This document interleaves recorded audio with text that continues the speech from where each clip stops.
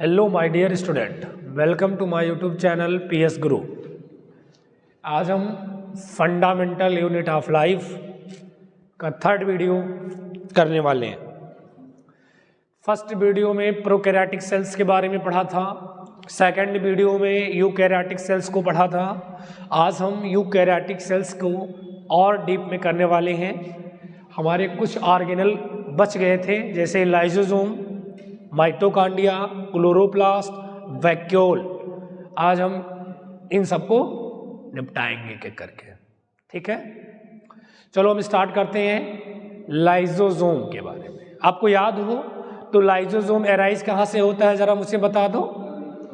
Lysosome arise from Golgi body, याद है? Okay, बात करें किसकी? लाइसोसोम की बात करें। चलो ठीक है, जरा मुझे बताओ पहले, क्या lysosome single membrane bounded organelle है? अरे भूल गए कि याद है? क्या ये सिंगल मेम्ब्रेन बाउंडेड ऑर्गेनल है कि नहीं है? बताओ, ये सिंगल मेम्ब्रेन बाउंडेड ऑर्गेनल है। सिंगल मेम्ब्रेन बाउंडेड ऑर्गेनल है, ठीक है। केवल एक मेम्ब्रेन से घिरा हुआ है, इसके बाहर केवल एक मेम्ब्रेन है। और बात करें तो लाइसोसोम एराइज कहां से होता है? Arise from Golgi body, arise from Golgi body, ठीक है। अच्छा, इसको एक चीज कहते थे, याद है? क्या कहते थे लाइसोसोम को? Suicide bag of the cell कहते थे कि नहीं? याद है लाइसोसोम को क्या कहते थे? Suicide bag of the cell. क्यों कहते थे अभी हम सीखेंगे। Suicide bag of the cell है कि नहीं? इसके बाद इसका बताया था, इसके अंदर का लाइसोसोम के अंदर का पीएच कैसा होता है? एसिडिक होता है। कैसा होता है इसका पीएच? एसिडिक होता है। पीएच कैसा होता है? एसिडिक होता है।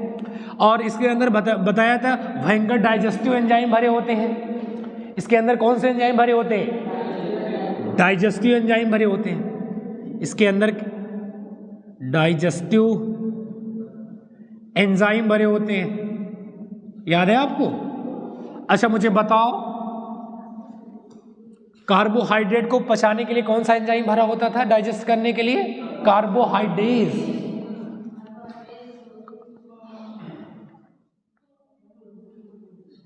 हमने कहा था कहीं एज लग जाए तो समझ लो एंजाइम का नाम है ना, याद है आपको?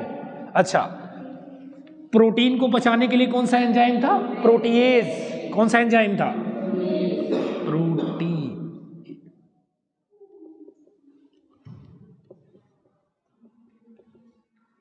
कौन सा एंजाइम था? प्रोटीएज। स्पेलिंग गलत लग रही है ना? सही है, सही है, प्रोटीएज। और लिपिड को बचाने के लिए कौन सा एंजाइम था? लाइपेज, याद है?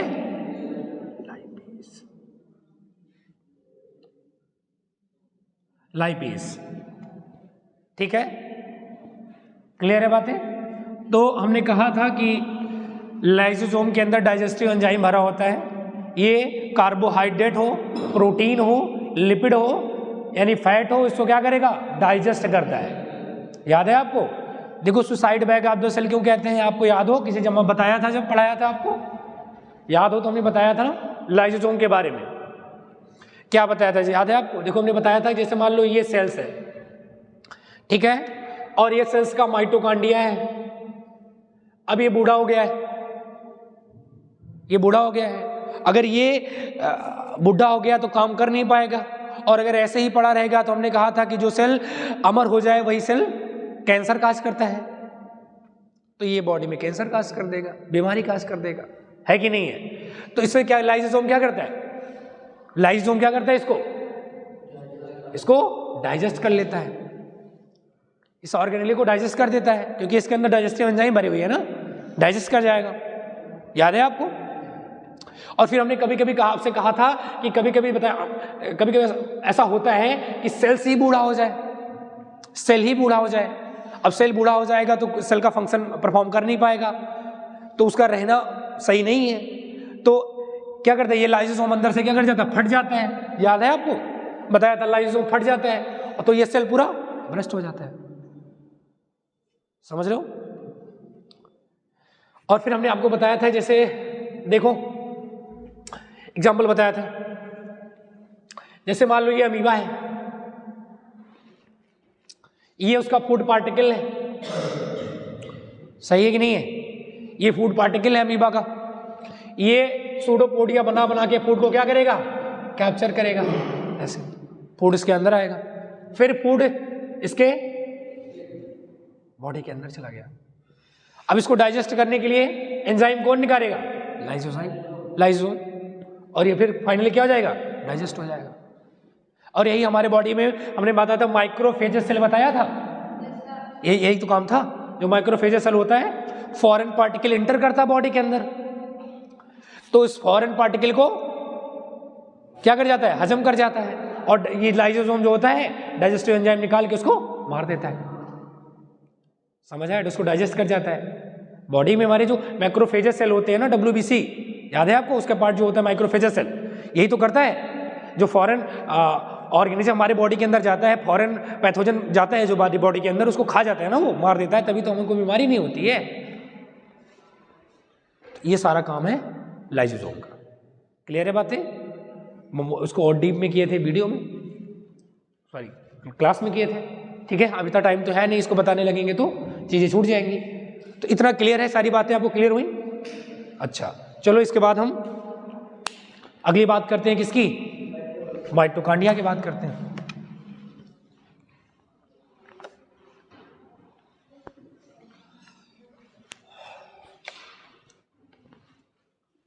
और माइटोकांड्रिया के पहले हम क्लोरोप्लास्ट की बात करते हैं, ठीक है, ताकि क्लोरोप्लास्ट पढ़ लेंगे तो हमको समझ में आ जाएगा रिस्पिरेशन कैसे होता है, ये समझ में आ जाएगा। या फोटोसिंथेसिस, क्लोरोप्लास्ट पढ़ेंगे तो फोटोसिंथेसिस पढ़ लेंगे, और माइटोकांड्रिया पढ़ेंगे तो रिस्पिरेशन पढ़ लेंगे, तो कहानी और आसान हो जाएगी, है ना? चलो ठीक है, पहले क्लोरोप्लास्ट और माइटोकांड्रिया पढ़ने से पहले एक चीज हम पढ़ते हैं कि आपको याद है क्या बताया था, सेमी ऑटोनोमस रेप्लिकेटिंग ऑर्गेनल्स बताया था। सेमी ऑटोनोमस रेप्लिकेटिंग ऑर्गन कौन होता है? ऑर्गन नहीं, ऑर्गेनल कौन होता है? क्लोरोप्लास्ट। और कौन सा होता है? माइटोकांड्रिया। यही तो होता है, बताया था भाई, याद है कि नहीं याद है? कहा था इसका खुद का डीएनए होता है, खुद का राइबोसोम होता है, याद है? तो यही तो होता है सेमी ऑटोनोमस रेप्लिकेटिंग ऑर्गन, मतलब इसका खुद का क्या होता है? डीएनए। आप चाहो तो लिख लो, इसका खुद का डीएनए और राइबोसोम होता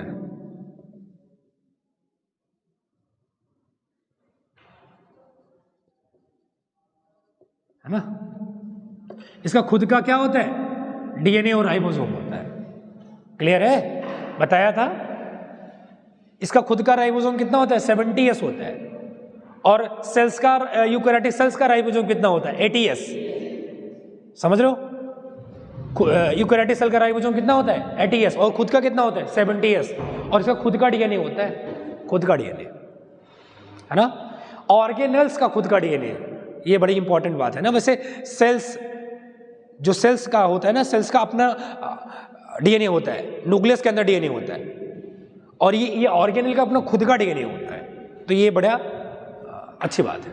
ये ऑर्गेनल्स कौन कौन से हैं? माइटोकांड्रिया और क्लोरोप्लास्ट, जिसका अपना खुद का डीएनए होता है। बात क्लियर है? अच्छा, चलो ठीक है, हम पढ़ते हैं क्लोरोप्लास्ट। क्या पढ़ते हैं? क्लोरोप्लास्ट।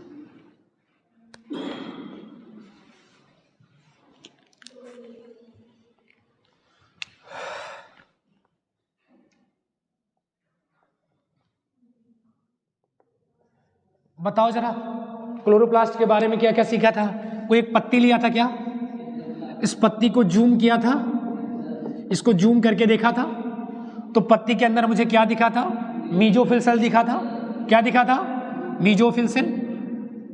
अब एक नहीं, बहुत सारे मीजोफिल सेल्स होते हैं, बट लेकिन एक निकाल के आपको दिखा रहे। और मीजोफिल सेल को दोबारा से जूम किया था, याद है आपको? तो मीजोफिल सेल के अंदर क्या दिखा था अपन को? क्लोरोप्लास्ट। क्या दिखा था?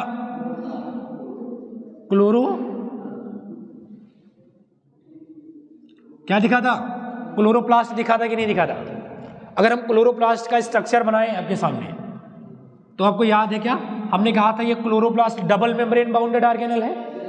कहा था कि नहीं कहा था? देखो ये डबल मेम्ब्रेन बाउंडेड ऑर्गेनल है, एक ये और एक ये।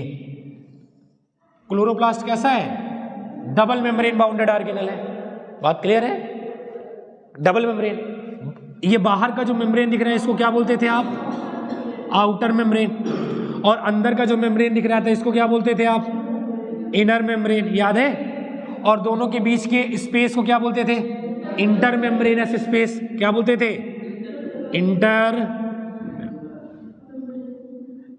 Inter membranes space. क्या बोलते थे इसको? Inter membranes space. बताया था ये जो खाली खाली जगह है ना, इसको क्या बोलते थे? स्टोमा। याद है कि नहीं है? जो खाली खाली जगह स्पेस दिख रहा है इसको क्या बोलते थे आप? स्ट्रोमा। क्या बोलते थे? स्ट्रोमा। और हमने ये भी कहा था आपसे कि इस स्ट्रोमा के अंदर ऐसे सिक्के नुमा स्ट्रक्चर पड़े होते हैं। ऐसे सिक्के नुमा स्ट्रक्चर पड़े होते हैं। ऐसे सिक्के नुमा क्या पड़े होते हैं? स्ट्रक्चर पड़े होते हैं। ऐसे सिक्के नुमा, याद हो आपको? सिक्के नुमा ऐसा स्ट्रक्चर पड़े हुए। एक सिक्कों की क्या बोलते थे? थैलाकोइड। एक सिक्कों की क्या बोलते थे? थैलाकोइड। और ऐसे बहुत सारे सिक्के को एक झुंड बना दे तो क्या इसको बोलते थे आप? ग्रेना। याद है आपको? अच्छा, हमने कहा था कि ये जो थैलाकोइड होते हैं ये आपस में कनेक्टेड होते हैं क्या? ये ऐसे कनेक्टेड होते हैं क्या? एक पट्टी नुमा स्ट्रक्चर से। बेसिकली ये टिब्यूल्स होता है, एक टिब्यूल नुमा स्ट्रक्चर से ऐसे कनेक्टेड होते हैं क्या? इनको क्या बोलते थे? स्ट्रोमा लैमेले। क्योंकि स्ट्रोमा में पड़ी हुई क्या है? पट्टी है ना, इसलिए इसको क्या बोलते थे? स्ट्रोमा लैमेले। स्ट्रोमा लैमेले क्या बोलते थे इसको? स्ट्रोमा लैमेले। याद है आपको? ठीक है। फिर हमने आपको क्या बताया था? थोड़ा सही बना दे।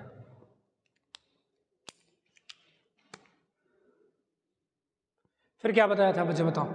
ये जो थैलाकोइड है ना, इसके थैलाकोइड के मेम्ब्रेन पे क्या भरा होता है? पिगमेंट। याद है आपको? एक्चुअल में पत्ती में पिगमेंट करो, जो कौन सा पिगमेंट होता है पत्ती के अंदर? क्लोरोफिल। वो क्लोरोफिल पिगमेंट एक्चुअल में है कहाँ? थैलाकोइड के मेम्ब्रेन पे। कहाँ पे है? थैलाकोइड के मेम्ब्रेन पे। तो ये पिगमेंट भरा हुआ है यहाँ पे। क्या मैं हर जगह तो बना नहीं पाऊंगा, तो एक जगह बना के मैं दिखा दे रहा हूँ। तो थैलाकोइड के मेम्ब्रेन पे क्या है? क्या भरा हुआ है? पिगमेंट। यहाँ क्या भरा हुआ है? पिगमेंट। क्लियर है बातें? ठीक है, तो ऐसे समझ जाना आप। क्लियर है बातें? अच्छा बताओ, इस थैलाकोइड के अंदर की स्पेस को क्या बोलते थे आप? ल्यूमेन। याद है? क्या बोलते थे इसके अंदर की स्पेस को? ल्यूमेन। क्या बोलते थे? ल्यूमेन। क्लियर है? अच्छा, अगर हम बात करें तो पिगमेंट का काम बताया था कि पिगमेंट का काम क्या होता है? बताया था पिगमेंट का काम क्या होता है? पिगमेंट का काम होता है लाइट एनर्जी को ट्रैप करना, पकड़ना लाइट एनर्जी को। खुद ही सोचो कि पत्ती में क्लोरोफिल पिगमेंट है क्यों? ताकि वो सनलाइट को ट्रैप करे, उसको पकड़े। और बताओ, सनलाइट को जब तक पकड़ेगा नहीं तब तक आगे कहानी कैसे बढ़ेगी? और हमने ये बताया था कि उस जो सनलाइट की मदद से करता क्या है, वो ये वाटर को तोड़ता है, स्प्लिट करता है, और पानी टूटने से क्या बनती है? एटीपी बनती है। याद है आपको? एटीपी बनती है, NADPH बनता है, और क्या निकलता है? ऑक्सीजन गैस निकलती है। याद है आपको? जिसको आप लाइट रिएक्शन का नाम देते थे आप। तो एक्चुअल में पिगमेंट का काम क्या है? लाइट एनर्जी को क्या करना? ट्रैप करना, उसको पकड़ना, है ना। लाइट एनर्जी आएगी तभी उसी की मदद से क्या होगा? पानी स्प्लिट होगी, टूटेगी। क्लियर है बातें? अगर आपको फोटोसिंथेसिस की इक्वेशन याद हो तो कैसे लिखते थे? C6 रिएक्शन बैलेंस नहीं कर रहे, C6H12O6 और ये है नहीं, ये तो बनाना है मुझे। क्या करते थे?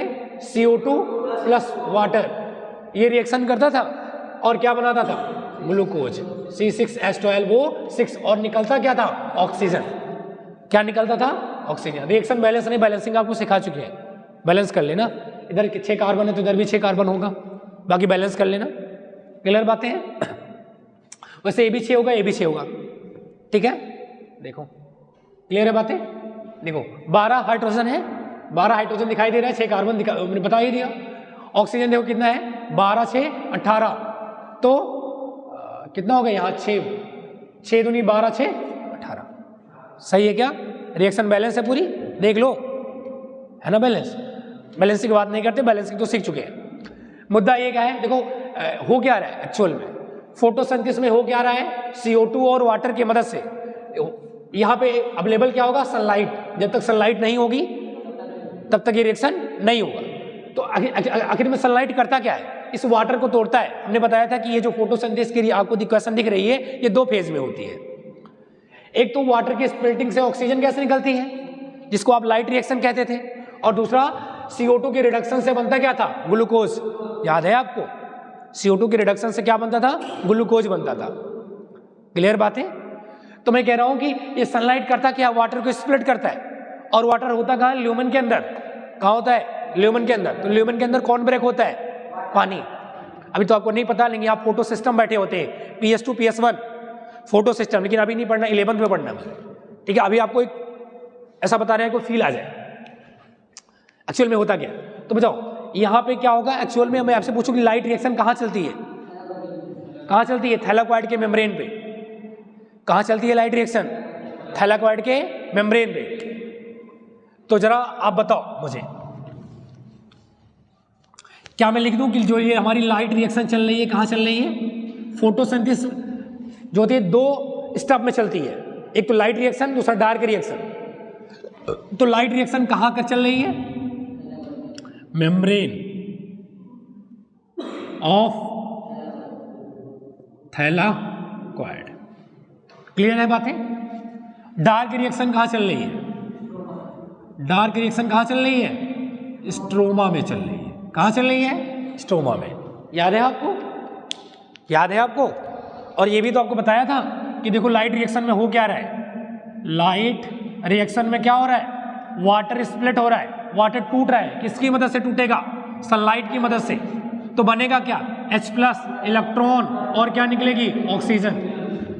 H+ से क्या बनाते थे आपको याद है? NADPH। अभी आपको फील नहीं आएगा इस बात को लेके, लेकिन अभी यही समझ लो। इलेक्ट्रॉन से क्या बनाते हो? ATP, ठीक है? इलेक्ट्रॉन से क्या बनाओगे आप? ATP।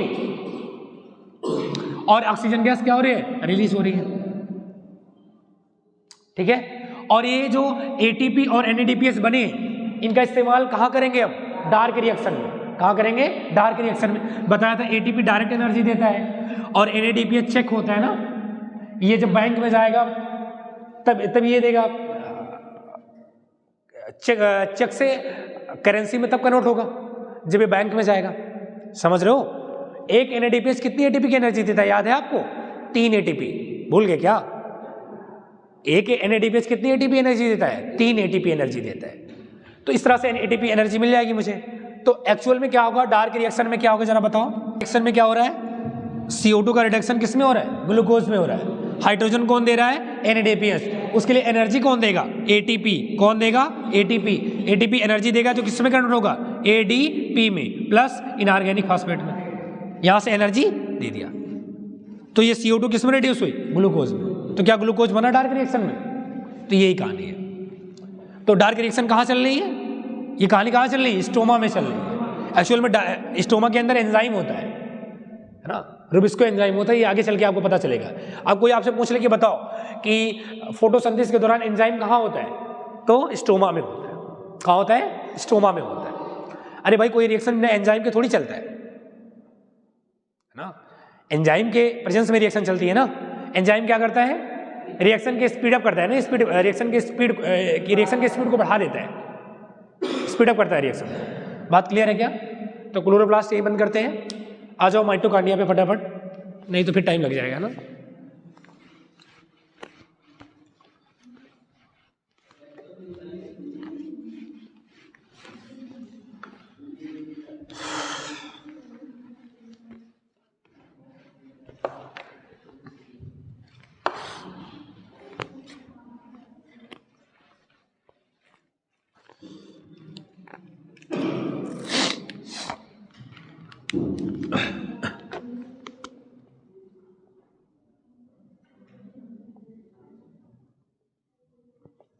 माइटोकांड्रिया, बताओ मुझे, माइटोकांड्रिया भी डबल मेम्ब्रेन बाउंडेड ऑर्गेनेल है?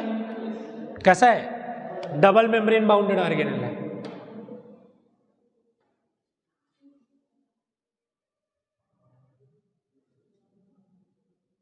बाउंडेड क्या है? ऑर्गेनेल्स है। ठीक है, माइटोकांड्रिया कैसा है? डबल मेम्ब्रेन बाउंडेड ऑर्गेनेल है। कैसा है? डबल मेम्ब्रेन बाउंडेड ऑर्गेनेल है। बात करें माइटोकांड्रिया की तो इसको क्या कहते हैं? Power house of the cell. Power house of the cell. Cell का पावर हाउस क्यों कहते हैं? क्योंकि माइटोकांड्रिया के अंदर ही क्या बनती है? एनर्जी बनती है। क्या बनती है? एनर्जी बनती है। एटीपी फॉर्मेशन कहाँ होता है? माइटोकांड्रिया के अंदर। इसके अंदर power house of the cell क्यों कहते हैं? क्योंकि यहाँ पे क्या होता है? एटीपी फॉर्मेशन होता है। इसी के अंदर क्या होता है? एटीपी फॉर्मेशन होता है। और ये भी बताया था आप, इसका अपना खुद का डीएनए होता है। ठीक है, आ जाओ, याद हो आपको? अच्छा ये बताओ, ये माइटोकांड्रिया क्या, देखो यहां पे एटीपी फॉर्मेशन मिटा दे रहा हूं। ठीक है, देखो ये आपका क्या है? माइटोकांड्रिया। ये माइटोकांड्रिया का आउटर मेम्ब्रेन है और ये इनर मेम्ब्रेन है। अच्छा क्या बताया था? इनर मेम्ब्रेन जो होता है इनफोल्डेड होता है। इनर मेम्ब्रेन में फोल्डिंग होती है। ये आउटर मेम्ब्रेन है। ठीक है, और ये कौन सा मेम्ब्रेन है? इनर मेम्ब्रेन है। Inner membrane. इनर मेम्ब्रेन में क्या दिख रही है आपको? फोल्डिंग दिख रही है। इसको क्या बोलते हैं? क्रिस्टे। क्या बोलते हैं, याद है आपको? क्या बोलते हैं इसको? क्रिस्टे। सिस्टरने कहां पाया जाता है? गाल्जी बॉडी। क्रिस्टे क्या है? माइटोकांड्रिया का इनर मेम्ब्रेन है। याद आया आपको? अच्छा हमने बताया था कि ये अंदर जो है ये माइटोकांड्रिया का क्या होता है? मैट्रिक्स होता है। क्या होता है? ये माइटोकांड्रिया का क्या है? मैट्रिक्स है। क्लियर है बातें? अच्छा आपको याद हो तो ये माइटोकांड्रिया किसी सेल्स के अंदर पड़ा होगा, बताया था आपको कहानी। अब ज्यादा टाइम तो नहीं देंगे। बताओ, हमने कहा था कि ग्लूकोज का ब्रेकडाउन से एनर्जी मिलेगी। भाई ग्लूकोज को तोड़ोगे, ग्लूकोज के ब्रेकडाउन से ही तो एनर्जी मिलेगी। ग्लूकोज को बनाया कहाँ था? फोटोसिंथेसिस में भी बनाया ना। इसको तोड़ेंगे कहाँ से? देखो हमने कहा था सबसे पहली बात तो ग्लूकोज टूटा स्टार्ट कहाँ से होता है? सेल के साइटोप्लाज्म में। और यहाँ 10 स्टेप की एक चेन रिएक्शन चलती है, याद आया आपको? तो बनता क्या था? Pyruvic acid. क्या बनता था? Pyruvic acid. कितने कार्बन का था? 3 कार्बन का। और क्या यहाँ पे ग्लूकोज, अच्छा हमने कहा था कि अगर ग्लूकोज पूरा टूट जाए तो किस में टूटेगा? CO2, वाटर और एनर्जी में। लेकिन ग्लूकोज एक बैग पूरा नहीं टूटता ना। ग्लूकोज स्टेप बाय स्टेप धीरे धीरे टूट के एनर्जी देता है। ऐसा नहीं कि ग्लूकोज एक झटके में टूट गया, नहीं। ग्लूकोज को तोड़ना मतलब स्टेप वाइज प्रोसेस है, एक स्टेप में नहीं टूटता ग्लूकोज। तो सबसे पहली बात, ग्लूकोज कहाँ टूटा? सेल के साइटोप्लाज्म में टूटा। 10 स्टेप की चेन रिएक्शन बनी, चली और बना क्या? Pyruvic acid. कितने कार्बन का बना? 3 कार्बन का। और 6 कार्बन है तो कितने मोल पाइरूविक एसिड बनेगा? 2 मोल। कितने मोल बनेगा? 2 मोल। और ये बताया था ये, इसको कहते हैं ग्लाइकोलिसिस। क्या कहते हैं इसको? हम इसको जब 11 में पहुंचेंगे तो अच्छे से सीखेंगे। इसको क्या कहते हैं? ग्लाइकोलिसिस। ग्लाइकोलाइसिस। ठीक है। और यहां से कुछ डायरेक्ट एटीपी बनता था। कितना बनता है, ये क्या बनता है, आगे चल के सीखेंगे। और NADPH भी बनता है। क्या बनता है? NADPH। देखो ये डायरेक्ट एनर्जी दे देगा, लेकिन ये अभी बाद में जाके एनर्जी देगा। फिर हमने बताया था ये पाइरूविक एसिड इंटर कहाँ करता है? ये इंटर करता है अगर ऑक्सीजन है, अवेलेबल है, एरोबिक कंडीशन है तो कहाँ इंटर करेगा? माइटोकॉन्ड्रिया में एंटर करेगा, याद है आपको, क्रिस्टे है माइटोकॉन्ड्रिया में। यहां से हमने कहा था इसके मैट्रिक्स में एंटर करेगा तो लिंक रिएक्शन चलेगी क्या, तो पायरुविक एसिड से क्या बनता था, याद है आपको, एसिटिल को एंजाइम ए बनता था, याद है आपको, ये 2 कार्बन का होता था, ये 3 कार्बन का होता था, एक एंटर करेगा तो 3 कार्बन का होगा। और यहां से फिर देखो एक CO2 निकल जाती थी, इसको कहते थे आप लिंक रिएक्शन, याद है आपको, लिंक रिएक्शन। फिर हमने कहा था कि ये एसिटिल को एंजाइम एक चक्की में एंटर करती है जिसका नाम होता था क्रेब साइकिल, याद है आपको। हमने कहा था इस क्रेब साइकिल से और क्या बनाएंगे, ATP बनाएंगे, और ये टूटेगी एसिटिल को एंजाइम तो ATP बनेगा, एक FADH2 बनेगा, इससे भी एनर्जी मिलेगा, ये भी इनडायरेक्ट एनर्जी है। डायरेक्ट एक FADH2 कितनी एनर्जी देता है, 2 ATP की एनर्जी देता है, एक NADPH 3 ATP की एनर्जी देता है।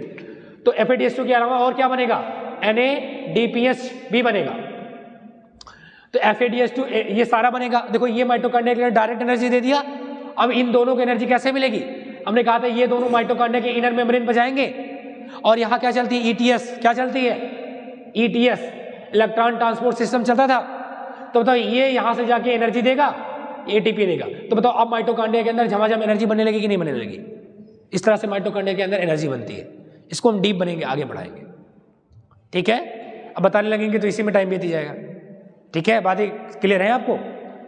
अरे याद आया आपको, ये ग्लूकोज से पायरुविक एसिड बना साइटोप्लाज्म के अंदर, फिर ये इंटर किया ऑक्सीजन है तो माइटोकॉन्ड्रिया के मैट्रिक्स में, यहाँ लिंक रिएक्शन चली, एसिटिल को एंजाइम ये बना, ये चक्की में इंटर की, यहाँ से ATP बना, NADPH भी बना और FADH2 भी बना और CO2 भी निकला, CO2 भी निकलेगा यहाँ से। अल्टीमेटली इसी से एनर्जी लेना है, तो FADH2 NADH2 एनर्जी कब देगा, जब ये इलेक्ट्रॉन ट्रांसपोर्ट सिस्टम में जाएगा और वहां से एनर्जी देगा, तो ये ATP तो बनी ही बनी है, साथ साथ और ATP बन जाएगी, तो माइटोकॉन्ड्रिया के अंदर ATP बन जाएगी। समझ रहे हो, इस तरह से माइटोकॉन्ड्रिया को क्या कहते हैं, power house of the cell, ठीक है, बातें क्लियर है। अच्छा, इसके बाद आ जाओ हम किसकी बात करते हैं, इसकी बात करते हैं, वैक्यूल की बात करते हैं, वैक्यूल भूल गए।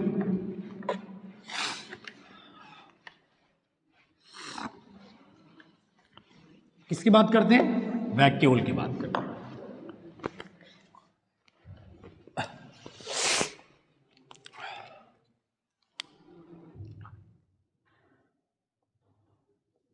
वैक्यूल से याद है आपको, पहली बात वैक्यूल भी तो सिंगल मेम्ब्रेन बाउंडेड ऑर्गेनल है। वैक्यूल कैसा है बताओ, ये भी तो सिंगल मेम्ब्रेन बाउंडेड ऑर्गेनल है, ये भी कैसा है, सिंगल मेम्ब्रेन बाउंडेड ऑर्गेनल है। अच्छा, इसके मेम्ब्रेन का नाम क्या था, याद है आपको, टोनोप्लास्ट, क्या नाम था, टोनोप्लास्ट, याद है, टोनोप्लास्ट नाम था ना इसके वैक्यूल का। अच्छा, आपको याद हो तो हमने कहा था वैक्यूल कई तरह के होते हैं ना, वैक्यूल कई तरह के होते हैं, जैसे एक होता है सेंट्रल वैक्यूल, सेंट्रल वैक्यूल, एक बताया था contractile vacuole, vacuole,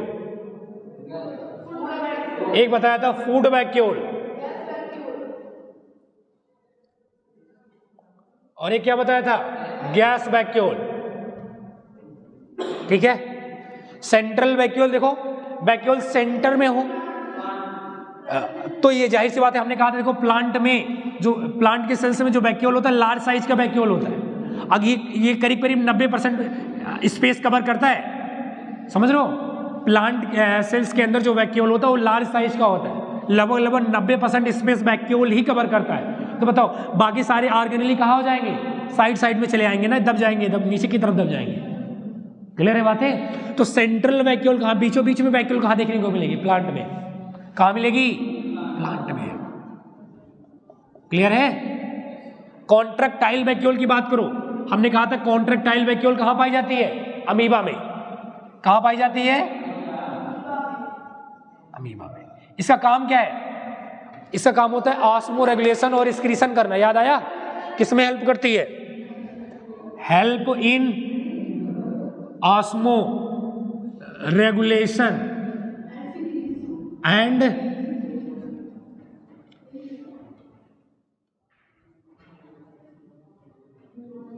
excretion, excretion में हेल्प करती है। याद आया आपको, बताया था। देखो ये अमीबा है, ठीक है, ये पानी में रहेगी। बताओ अभी ये बताओ, एक मुझे बताओ, इसके अंदर एक्सेस पानी जाएगा कि नहीं जाएगा? इसके अंदर एक्सेस पानी जाएगा कि नहीं पाया जाएगा? जाएगा कि नहीं जाएगा? एक्सेस पानी जाएगा इसके अंदर ना। अब बताओ इसके अंदर अगर पानी जाएगा तो इसकी बॉडी फट जाएगी कि नहीं फट जाएगी? फट जाएगी ना। तो कॉन्ट्रैक्टाइल वैक्यूल क्या करता है ना, ये सारे पानी को ले लेता है ना, और फिर ये नीचे लाके मतलब इधर साइड में लाके ये पानी को बाहर की तरफ फेंक देता है। तो इससे क्या है, उसके बॉडी में फ्लूइड मेंटेन है कि नहीं मेंटेन है? भाई देखो ये पानी को, जितने भी इसके सेल्स के अंदर पानी आ रहे हैं वो पानी अपने अंदर ले लेता है, इसके अंदर पानी आ जाता है कॉन्ट्रैक्टाइल वैक्यूल के अंदर, फिर ये पानी साइड में लाके बाहर कर देता है। इससे होता क्या है, ऑस्मोरेगुलेशन बॉडी की बनी रहती है। क्लियर है आपको? अच्छा, फूड वैक्यूल कहाँ पाया जाता है? प्रोटिस्टा में। अमीबा में तो पाया जाता है क्योंकि प्रोटिस्टा का मेंबर ही अमीबा है, समझ लो। तो प्रोटिस्टा में पाया जाता है। किस में हेल्प करता है? फूड इनगल्फिंग में हेल्प करता है ना।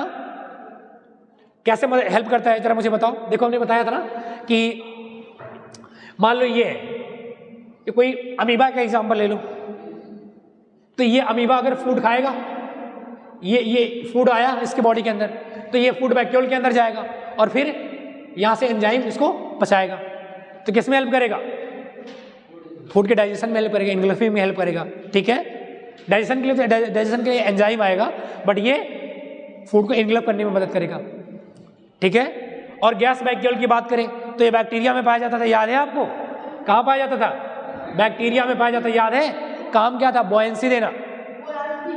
बॉयंसी देना बताया था ना कि बैक्टीरिया पानी के अंदर डूब ना जाए। अगर वाटर पानी के अंदर है तो, है ना, तो डूबने से बचने के लिए बैक्टीरिया में क्या है? बॉयंसी प्रोवाइड करता है ना। ये गैस वैक्यूल क्या देता है? बॉयंसी,